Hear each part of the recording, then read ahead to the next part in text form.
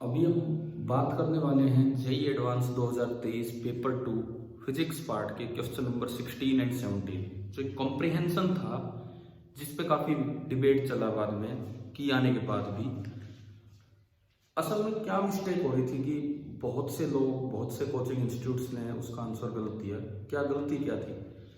गलती इस चीज़ में थी कि बर्नौली प्रिंसिपल लगता कहाँ है। Bernoulli principle is an energy conservation principle. आप ये पढ़ते हैं बच्चे कि बर्नौली प्रिंसिपल तब नहीं लगाया जा सकता है जब कोई विस्कस फोर्स हो।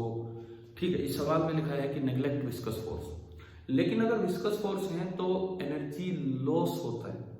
परंतु इस सवाल में एक फर्नेस दिया है, तो फर्नेस एक एनर्जी का सोर्स है, तो यहाँ पे एनर्जी लॉस नहीं हो रहा है बल्कि एनर्जी गेन हो रही है। तो again you can not equate the energies at two different places because बीच में एनर्जी प्रोवाइडिंग सोर्स अवेलेबल है। तो इसीलिए बर्नौली थ्योरम यहाँ अप्लाई करना ठीक नहीं था।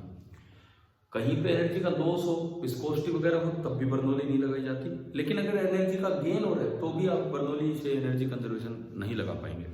तो इस सवाल में किस तरह से हमें करना चाहिए था? देखिए, यहाँ से एयर नॉर्मली एंटर करती है सिंपली, लेकिन बीच में एक फर्नेस है जो उस एयर को गर्म करके उसकी एनर्जी बढ़ाने का काम कर रही है, उसके मॉलिक्यूल्स को किसी रूप में एनर्जी देने का काम कर रही है।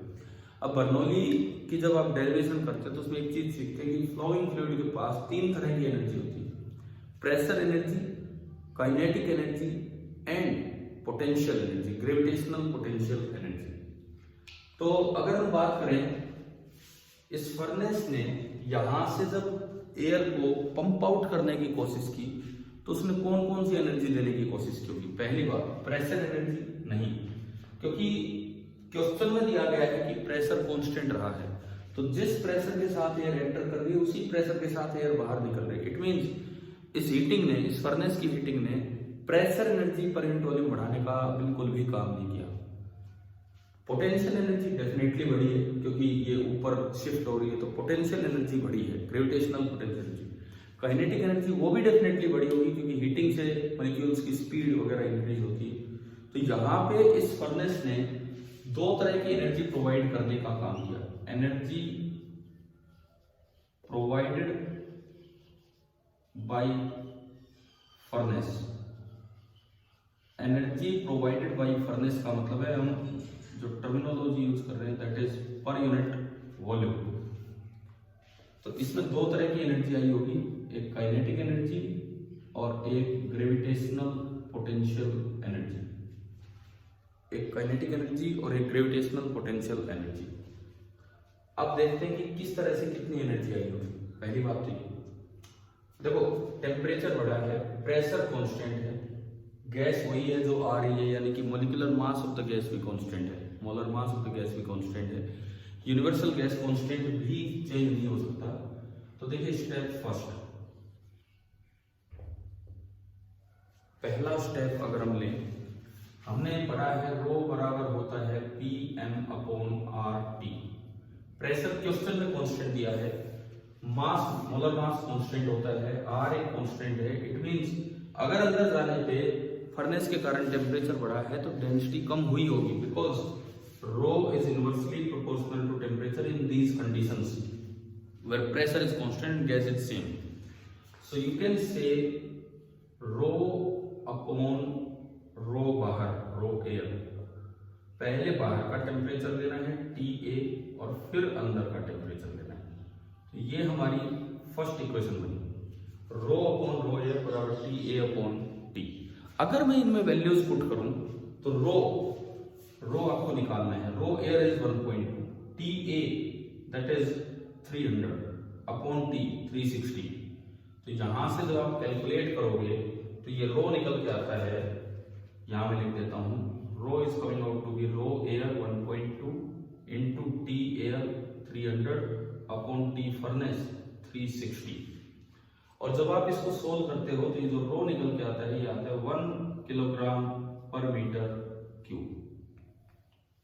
तो हमने पहला काम कर लिया है, पहला स्टेप कर लिया है कि अंदर जो एयर गई है उसकी डेंसिटी क्या होगी वो हमने पता लगा लिया है, दैट रो इज 1 किलोग्राम पर मीटर क्यूब। अब अगला काम, डेंसिटी कम होगी, हमें दिख गया। तो जब डेंसिटी कम होगी, हमने पढ़ा है हॉट एयर राइजेस, अब यहाँ उसको बॉयंसी से देखते हैं, डेंसिटी कम हो गई है, तो उसी कम जगह ने उस एयर का वॉल्यूम ले रखा है जिसकी एयर की डेंसिटी ज्यादा थी। तो अगर उस एयर का वॉल्यूम इस एयर ने डिस्प्लेस कर दिया है तो वो जो रिमेनिंग एयर है वो इस पे क्या लगाएगी, ऊपर की तरफ है बॉइंट फोर्स। एंड बॉइंट फोर्स कितना होगा, डेंसिटी ऑफ एयर डिस्प्लेस्ड, कौन सी एयर 1.2 वाली, इनटू वॉल्यूम इमर्स्ड इनटू जी। तो अब अगर मैं इसमें किसी यूनिट वॉल्यूम पे अगर मैं एफबीडी बनाऊं स्टेप नंबर 2, अब हम आ गए अपने दूसरे स्टेप पे और यहाँ पे हम acceleration of the air consider करेंगे।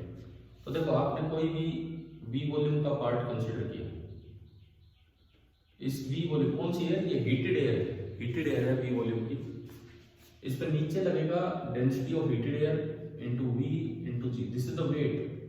परंतु ऊपर जिस एयर की जगह इसने ली है उसकी डेंसिटी तो रो ए थी इनटू वी जी, ये बॉइंट फोर्स हो गया, ये इसका वेट हो गया, और वो ऊपर वाला फोर्स ज्यादा है इसलिए इसकी एक्सेलरेशन ऊपर होगी और इसका मास है रो इनटू वी।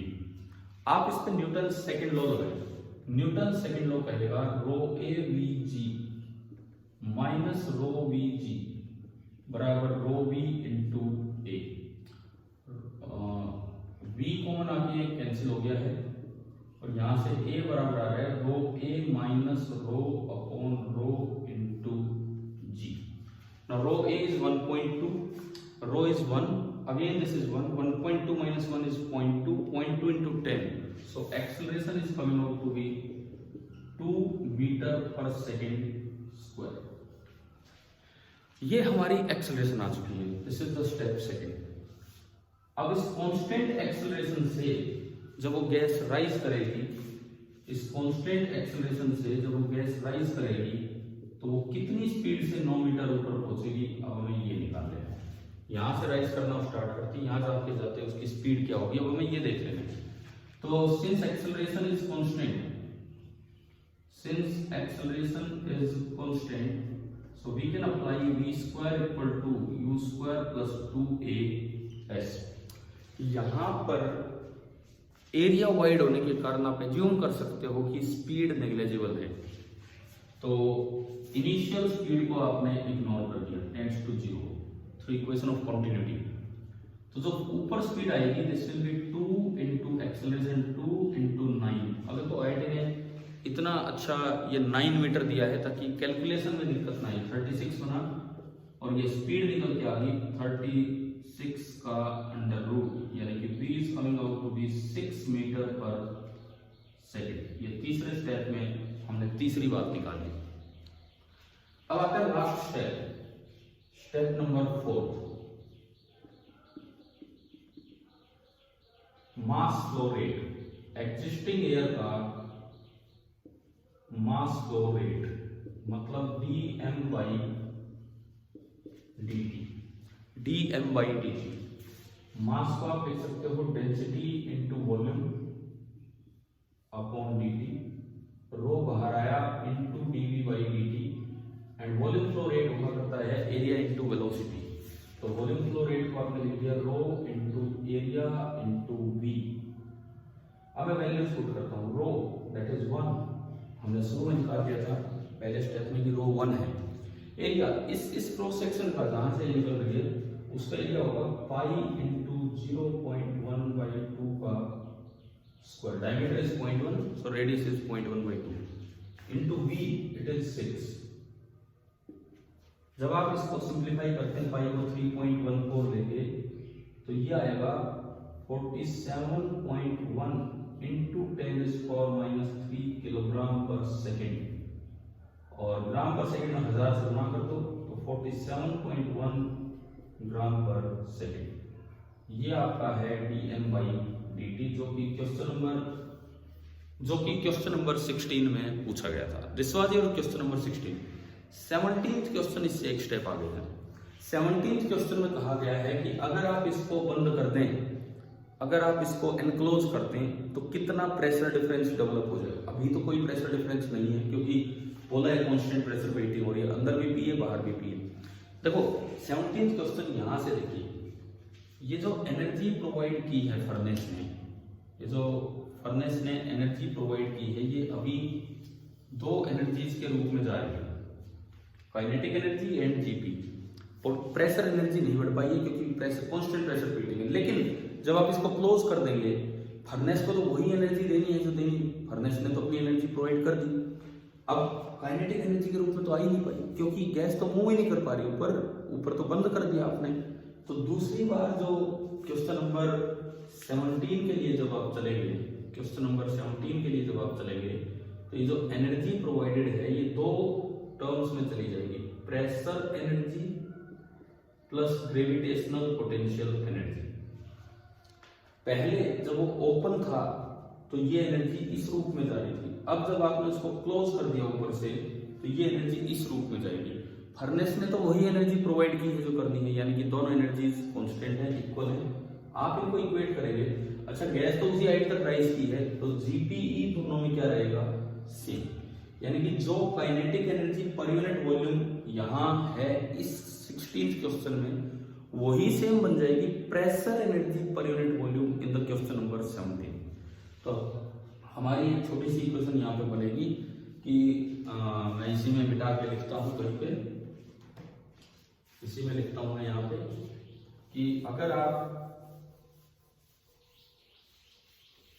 क्वेश्चन नंबर 17 की तरफ चलेंगे तो energy provided by furnace, energy provided by furnace per unit volume, this is equal to kinetic energy plus gravitational potential energy in question number 16, but this is equal to pressure energy plus gravitational potential energy in question number 17. And GP is same. The air has risen to the same height. GP is same. So this implies pressure,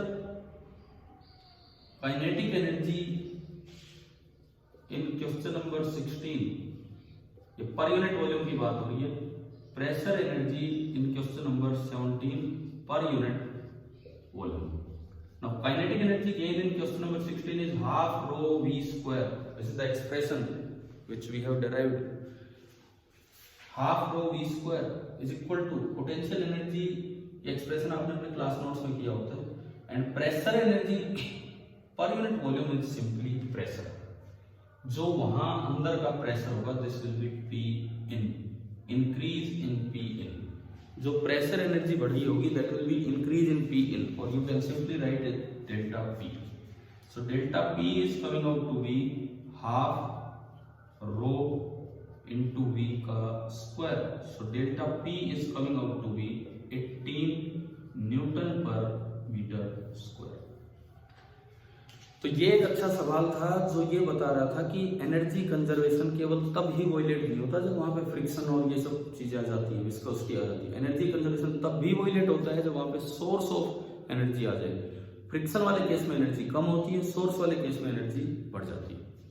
शायद clear हुआ होगा। Thank you.